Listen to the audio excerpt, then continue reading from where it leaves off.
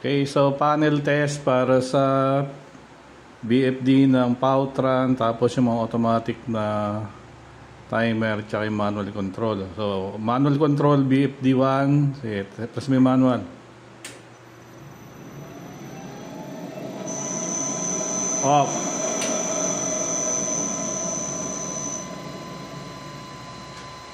On ulit. So yung supply natin dito, single phase. Tapos turo mo yung motor. Energize mo yan.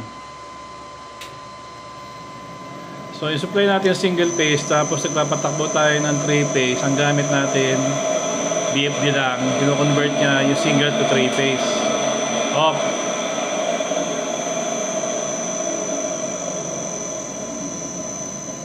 Yung BFD 2 manual.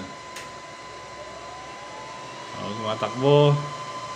Yung contactor 1. Off muna yung BFD, contactor 1. Okay. Off. Off yung contactor. BFD, contactor 2. Off. Relay 1. Off. Relay 2. Off. On mo nyo sa ano. Okay, so naka-on yung relay 2. Off mo.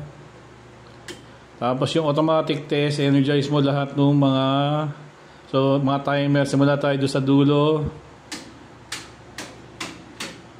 On mo. Off. Off mo yan, off mo yan. Okay. On. Off. Pangatlo. On. Off. BFD.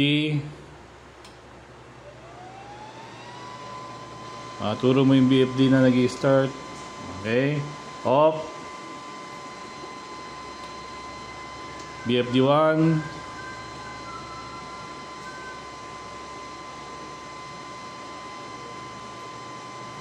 Okay, BFD 1. Off. Okay.